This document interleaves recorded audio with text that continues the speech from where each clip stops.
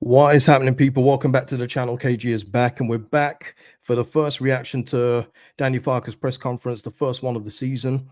Now, usually I'd go along with these, especially for the first one, but I haven't been well all day, people. It's been one of those, I think that 12-hour bug that's going around.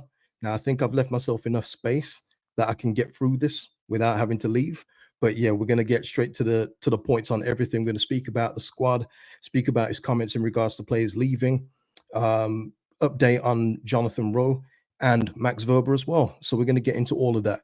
Before I do, please like the video, subscribe to the channel, drop your comments below. And thank you to Russ, Parrot House, and William Morrison for the super thanks on the last video. Much appreciated, guys. And listen, the last video as well was the season preview that I did with Connor. So if you haven't seen that, go and check that out. We gave our full thoughts of where we stand as of now. Obviously it could change by the end of the transfer window, but we gave our up-to-date thoughts on that one. So if you haven't seen that, go and check that out, of course. And yes, man, easy to everybody, man. Nice to see everyone in the house, though. So yeah, listen, like I say, I'm not going to be able to stay long. This could be a car crash, but that's what makes live streaming interesting, right? I haven't had one piece of food today. It's one of those. It's one of those people. But yeah, evening to everyone, man. Shout out to everyone in the chat. Love, love, love. So listen, he comes in, and listen, I don't know if it's a coincidence or not, but Rob Price is gone, and we have a full clean bill of health for the squad. I don't know. Do you believe in coinky dinkies? I don't know. But yes, we have a full squad to choose from on Saturday. So it will be interesting to see who gets the first start at 12:30 against Portsmouth. But yeah, we've got everybody to choose from, which is something very, very rare for us, isn't it? So, and listen, long may that continue, because that just means that the squad is in good shape. Farke did speak today about needing to recruit in more areas, but he did say, and he repeated it quite a lot, actually. By the way, he kept on saying we've got a good basement, which I thought was very funny. He means a good base, but I thought it was very funny when he kept saying we have a good basement. Yeah, I know what he meant, but he was talking in regards to, yes, we've got him big money for Archie Gray, got him big money for Somerville, but we can't spend it all. And he made sure to hammer that point home a few times today. I think he's just basically saying to the people, and we'll speak about one in particular, look, I know you think that we're cash rich and maybe we could pay, but we've got to stay within the rules. And that was another thing that was repeated ad nauseum through the press conference today. We would love to spend the money, but we want to stay within the rules. And for me, it's absolutely fine. I actually like what he said there. He was also talking about not overpaying for players. So it's one of those things where just because we need a position filled, we're not just going to overpay, because that's how we got into the predicament we're in with the with the old regime. So he was very clear on things like this, and this was a quote he said a few times as well, talk about paying for the sins of the past.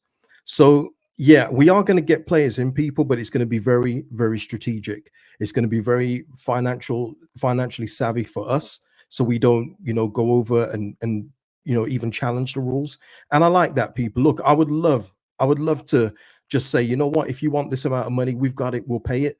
But that's just not how you do proper business, people. That's not how we do it. And listen, we've been in a position before years ago where we did that, and it didn't end well for us. So I like what he's saying, but look, I'll maintain the same stance that I've had.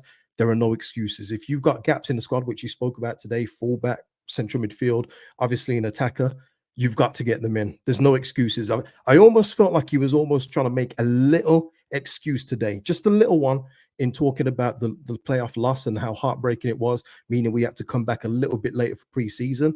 No, no, no, no, no. No, no, Daniel. No, no, no. No, no. You've got more than enough time. You got more than enough time to get this group to gel. I expect results this year. No excuses. Yeah, I know. Everyone always says that about the Farke impression. Listen, I did one with Connor, and people saying that he does them too. So yeah, we might have a little Farke off, one of those. Michael saying Farke should be Scottish. They'll never tell you how much is in their wallet. Well, you know what, Michael? He did say we got money. He didn't hide that. The thing that he was putting across was we can't just spend it. Just because we've made however many millions, we can't just reinvest that all in a squad. It's just not financially viable. So he was saying, look, the money's there, but the rules say that we can't spend it. And that comes in terms of Jonathan Rowe. And I don't know about you people. Give me your thoughts on this with Jonathan Rowe. I feel this is just going to go the exact same way as Jayden Bogle. I think that we have put in an initial bid. We're going to go higher. And I think Jonathan Rowe, by all accounts, wants to move. So I think it's going to be one of those where we come to a compromise. And just quickly on that, Norwich themselves are saying with John Rowe and Adam Ida, these guys have trained with the group. They're important. That's how it is. We can't affect whether there is an offer, but that's what I tell the players on a daily basis. Their heads are ready to perform here. And just in addition, Thorpe also confirms a club interest in Red Bull Salzburg winger um, Forson Amankwa, saying it's not a done deal, but more like 50-50 at this moment of time. And I do think that once Norwich get that deal done, I think that will free up Jonathan Rowe to leave the club and come to Leeds United. Now, we already know Farke says that we're not going to overpay, but I think there is a sweet spot. I've said it already, and I spoke about this before. We shouldn't be going anywhere near 15 million for Jonathan Rowe. He potentially could be a 15 million and more player, but at this moment in time, with a year left, because that year extra has not been activated, I think the sweet spot for me would be 12 million, and that's probably after add-ons. I think so. But look, we will wait and see. But I do get the feeling that if we can get anywhere near Norwich's valuation and Jonathan Rowe kind of makes a little noise like Jaden Bogle when he told Chris Wilder that, nah, I want to go to Leeds, then I think that a deal will be done. Because I've already said before, no matter how good Jonathan Rowe is for Norwich, you don't want an unhappy camper in your camp. You just don't. Nobody does. Absolutely nobody. But yeah, it's Bledley saying, I feel pretty confident Rowe is on his way. Yeah, I do feel that as well. And listen, if we don't get Jonathan Rowe, I'm sure there'll be other players out there that we'll be looking to get. He was speaking as well about experience. So maybe he's looking at experience for another of the central midfield slot. And maybe for that left back slot as well, in regards to competition with Junior Firpo, and also with that as well, we've seen already, and it's something I've said on here many times before. In fact, there was a couple things that happened that he said that I've already said before. One was that one player will not replace Somerville, and he said that about 3 times in this press conference. He said a 1-for-1 is not going to replace Chris Somerville. And I said that from the start as well. There is no way you can bring in, say, even if it's Johnny Rowe, and say you're the Somerville replacement, because that is a high bar to measure yourself against. And he's not as complete, as composed as Somerville became last year, but he's got the potential to do so. But Daniel Farke said it's about sharing the responsibility around, spread the goals around. He already feels that we already had a good goal spread around in regards to the squad, but he said it's going to take more than one player to replace Chris Somerville, which is absolutely correct. The other thing as well, what was the other thing? What was the other thing? I've forgotten, but there you go. That's what happens when you don't have no food. Uh, C Stone saying, I thought you were going to say it's to go in the same way as Max Aaron's and Rose going to sign for Southampton. Look, that could happen, C Stone, but I would think that if Leeds United have had contact with Rowe in his camp, that they would be pretty confident. Because another thing he was speaking about today, oh, that was it. This was the other thing. Thank you, C Stone, because that's kind of jogged my memory. I've said before on here, and people said, man, KG wants these guys to be in an escape room before they sign. But I said that when we sign a player, they have to have the right mentality. And he mentioned that again a few times today, that the players that come in have to have the right attitude, the right mentality to play for this football club, understand their role. And that's exactly what I've said before. It's not just about signing talented players. There's talented players all over the place. But if they don't have the mentality and the fortitude to play for this football club, they will wilt. And we've seen that many times before. And Danny Farke made that clear. He also made it clear that no player has pushed for a move this summer. He says that you can't rule out any player leaving, but no player, for what anyone even thinks in regards to players that want to leave, have knocked on the door and said, I would like to go. I would like to sit out training. I'd like to sit out the games, please, because I want to leave the club. Nobody has said that this summer. He also said as well, there's been no incomings that have broken down because of their seeing something different in them once he's spoken to them. He says that has not happened once at all. So look, it is all about being patient, which he says that he would not like to be, because as a manager, he'd like all the players in. But it's about being patient because of the financial restraints and because they want to bring in quality to the football club. And I'm with it, but you have to get it done. You've got until the end of August. I expect these bodies in the club. Dave is saying, Rowe would love to be a Leeds player. We want him get it done. Yeah, but it has to be financially, viable for the club. I do agree. He's a very talented player, and I would love him to be an option in the attack. It was also speaking about Dan James as well, how he often, criticizes James during training. It's becoming like a bit of a running joke because he expects a bit more from Dan James. He feels like there's even more to give from Dan James. He felt like even though he had his best season statistically from last year, he can be even better this year. That's why he's going to be relying on him. So there you go with the Dan James.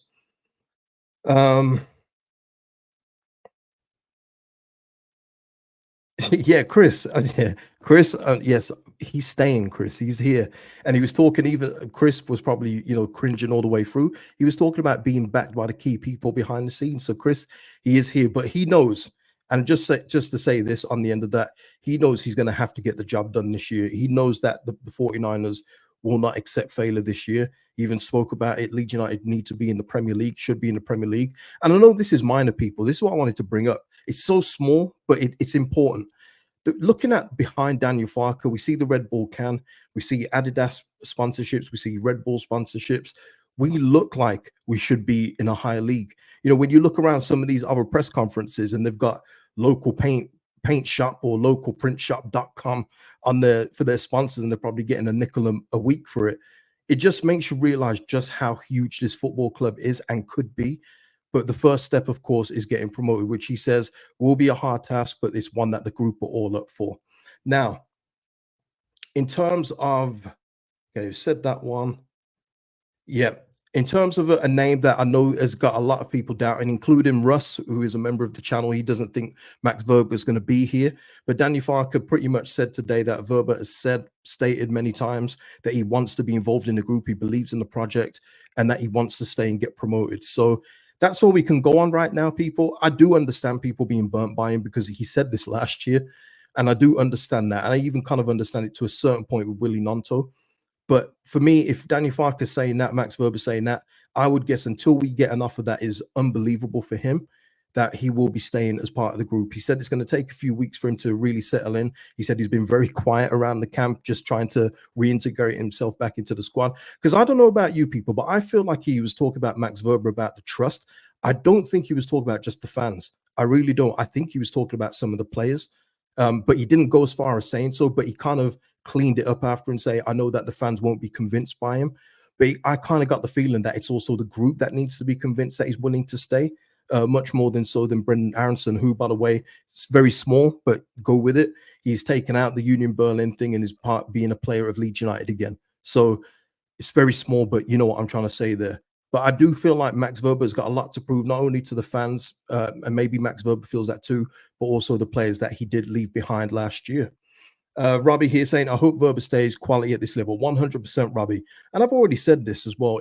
If any other team in this division had Wöber, Strauch, and Roden, all the people that don't think we're going to finish first and second would say, how can we compete with that? Those are three quality centre-back options, sometimes left-back option with Max, to have in your team. And one is going to probably hold the bench at times. It's going to be a little bit of a rotation between Strauch and Wöber, and that probably would suit both, because both, as we know, do have sometimes trouble staying fit. But yeah, I absolutely love the options that we've got. We do need another fullback option, though, as we know, but we'll wait and see with that.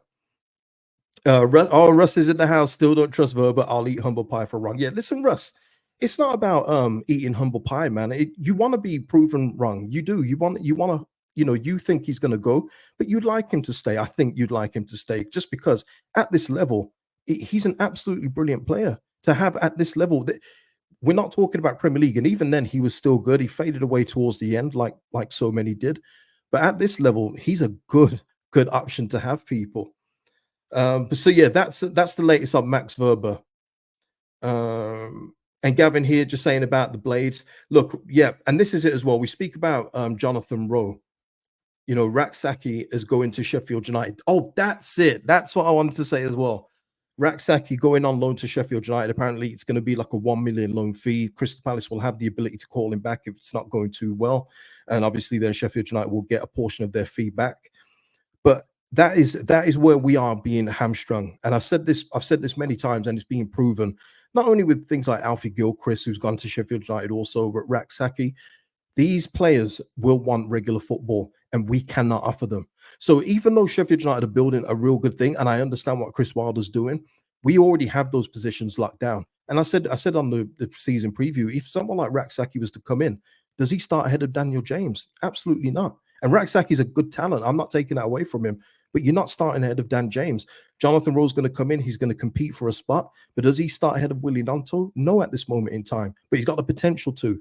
And that's the problem that we've got. We need to, much like Joe Rothwell, we're going to probably have to dip into that bag where a player knows he's not going to get played at his current club. His current club don't care one way or another if he gets played or not. But they're willing to come to Leeds and be a part of a squad. And I think that is the way it's going to go with the remaining loan signings we make, people, because we can't get one of these kind of signings. None of them start for us. None of them. Raksaki, Alfie Gilchrist, if we was even in for him, he wouldn't start. He's not starting ahead of Roden or Stroud. He's just not. So we're going to have to be very, very clever when it comes to loan signings, and just that they have the understanding that they play a role, but it's not going to be a regular one. You know what I mean? Yeah, and Render here saying 100% Wöber great for this level and great backup at left back if Firpo picks up an injury. Yeah, and I think that will probably be it at this point in time. I do feel that as well. Wöber can play left back, as we know, but if we can get him playing centre back, at times we may go to three. You never know. It depends on the game, depends how the game's going. That's what we're looking for from Farke, to do in-game changes, not just what he preset his mind to be before the game starts. So yeah, he does. He's very adaptable in that way. And Russ here just saying, irrelevant of my personal thoughts on Wöber KG. Any player wearing, I think he means wearing the white shirt, walking out Ellen Road, has my back in. It's about the club. Yeah. And this is it as well. I mean, look, you guys know I'm not a big fan of certain players, but when they're playing, I want them to do well. I don't care about the little virgins that come in after saying, "Oh, what are you saying about this player now?" Don't care about that. That means nothing to me.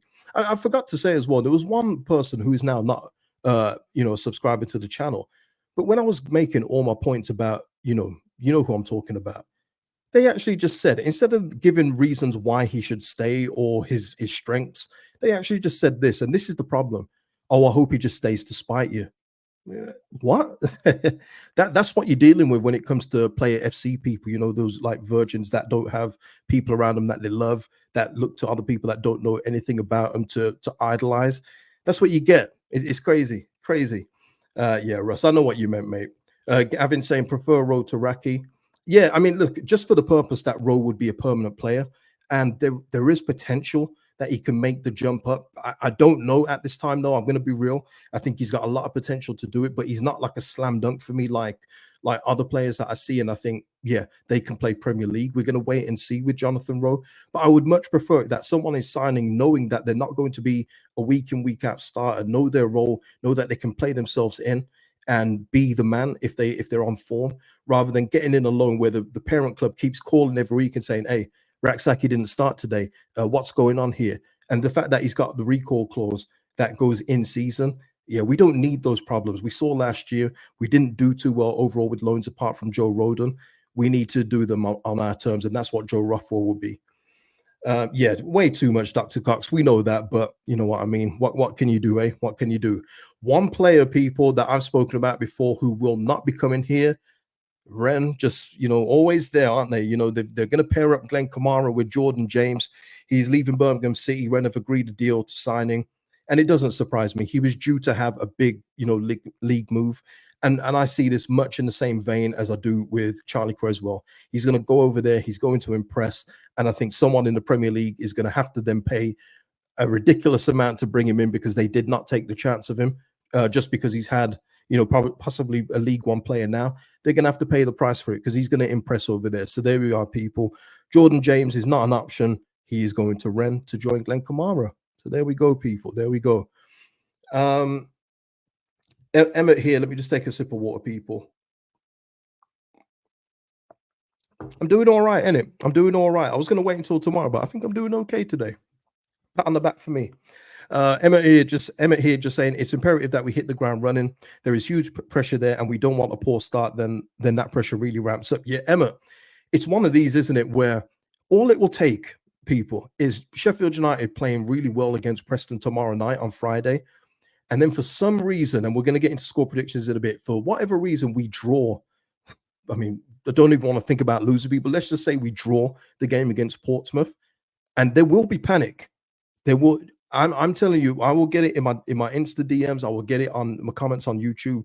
There will be panic saying, "See, Daniel Farke's not learned. We're not going anywhere. We started slow last year." I guarantee it's going to happen, and I don't blame people. So Daniel Farke really does have to hit the ground running, like Emmett says here.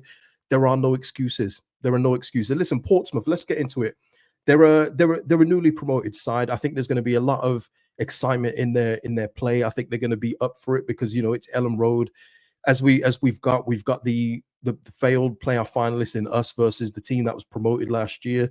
Storyline is there, isn't it? We shouldn't be playing each other, but here we are.